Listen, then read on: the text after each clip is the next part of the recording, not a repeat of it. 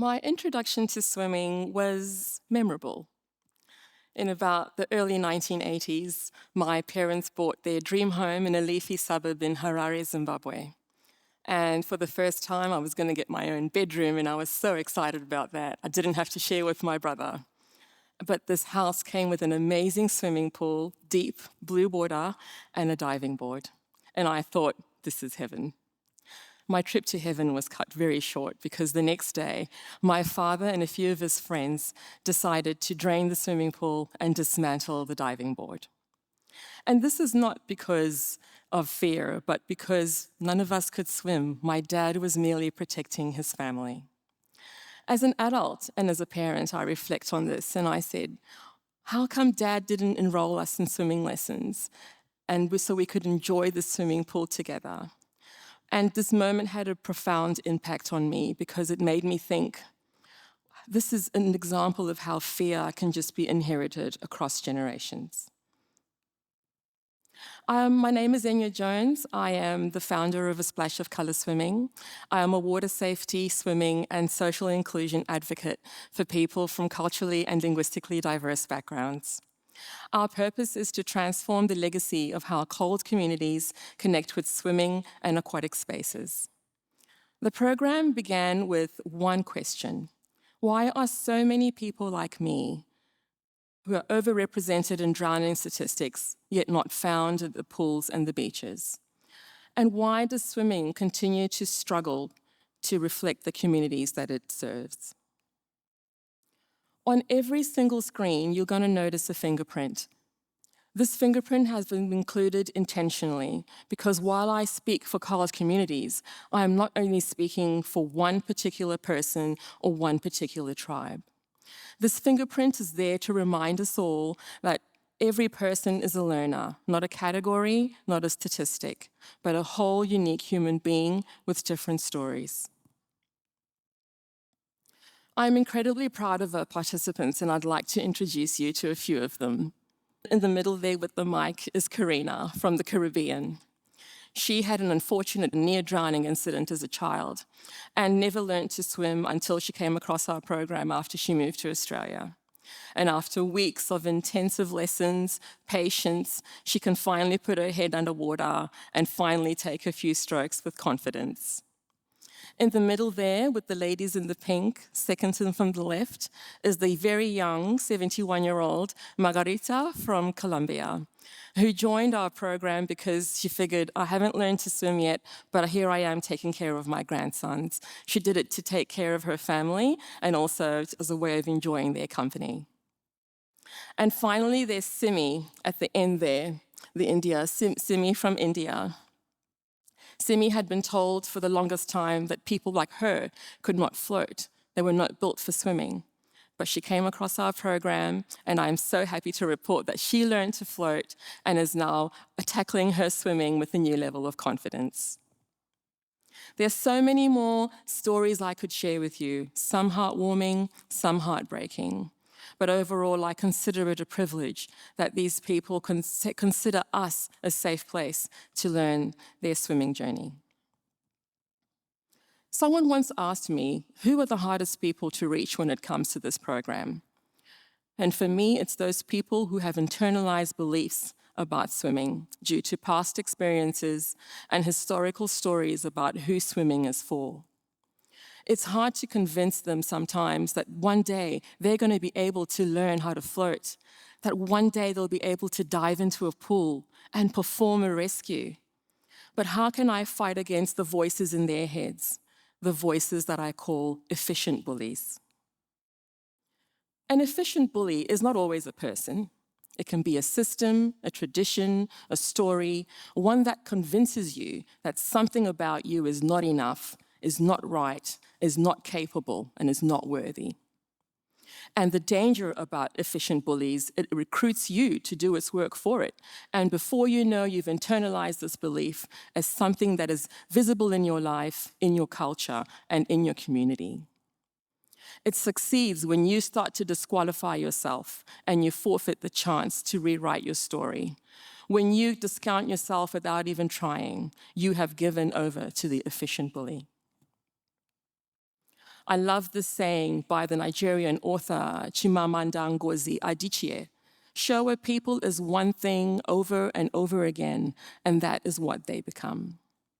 If we continue to show people from diverse communities as outsiders, strangers, and misfits in aquatic spaces who do not belong, then those images will continue to shape reality.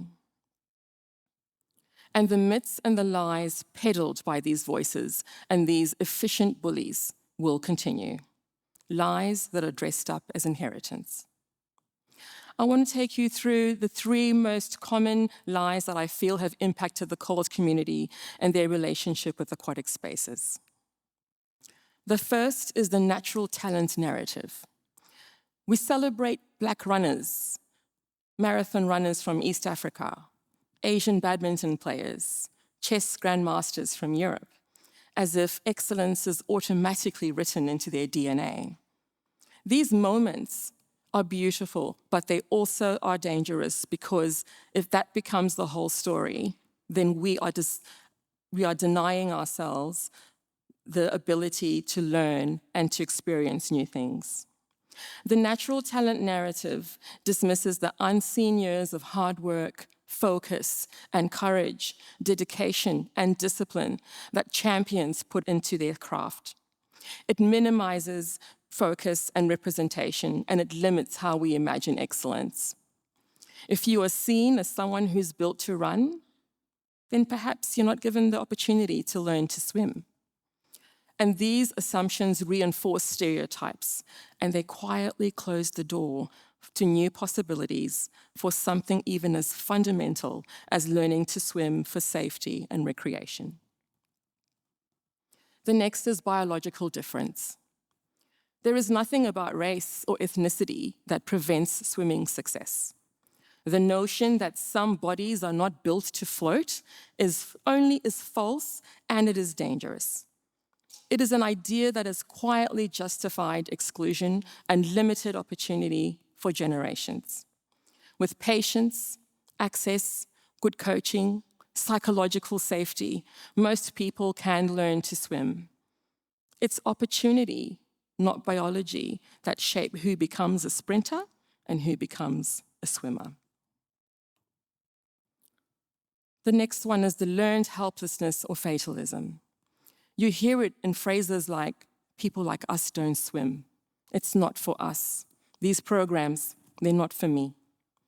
And these phrases are quiet killers of courage.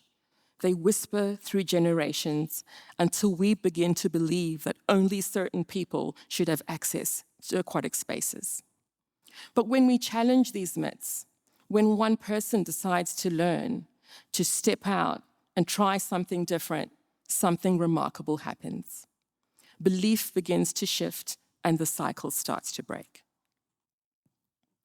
In the past decade, drowning has claimed over 300,000 lives globally, and it remains the highest cause of death for children aged between 5 and 14. On average, 30 people drown every hour. And in Australia, the 10-year average remains high for adults over 45. Drowning is a complex issue. It requires complex intervention. It requires different levels of funding, policy, education, community engagement. But here are some steps that you can take home today to make sure that you are being safe around bodies of water. The first is to always supervise children near swimming. Avoid alcohol when swimming. Understand your environment. Swimming in a river is different to swimming at the ocean, and that's different to swimming at the pool. Use safety equipment where possible, life jackets, for example. But the most important thing is to learn to swim. But this is where most college communities become stuck, and not because of a level of ability, but because of fear, history, and access. Professor Karen Eva Carr, a historian who has written over and over about the history of swimming, says that at one time, most people in most parts of the world swam every day from the time they were toddlers until they were old and frail. But today, people's ability to swim largely depends on their social identity, on their race, income, and education.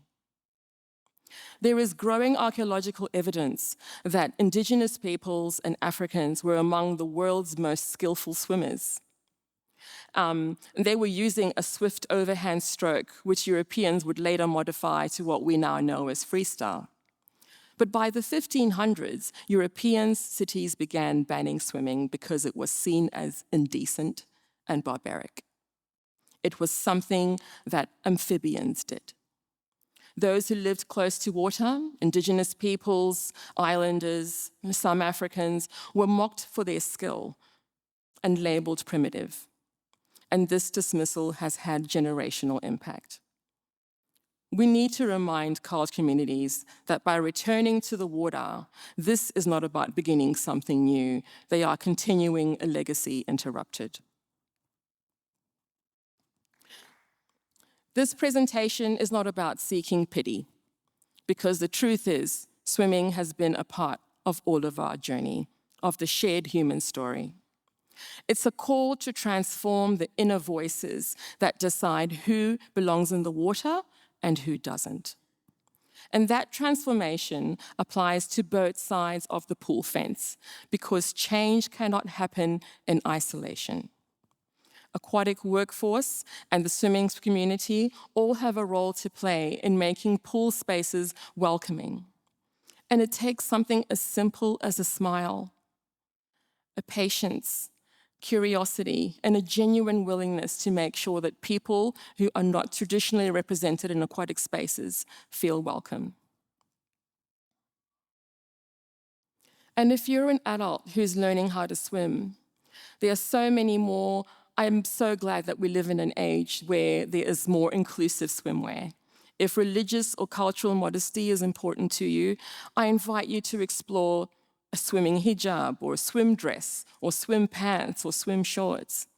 If hair is an issue, and trust me, I've had my fair share of finding a swimming cap that fits all this hair, I'm glad to advise there's now inclusive swim caps which cater for a variety of hairstyles and hair volumes.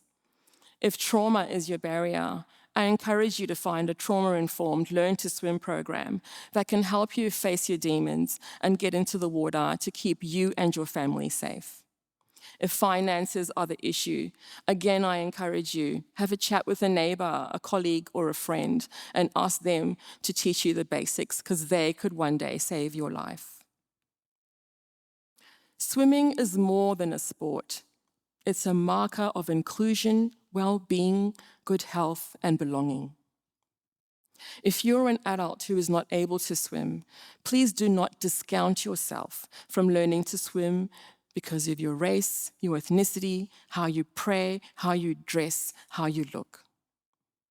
Listen, as someone who grew up overlooking an empty swimming pool and a dismantled diving board, to now leading a program that is letting hundreds of people reclaim their connection to water, all I can say is never say never, because the universe has a wild sense of humor.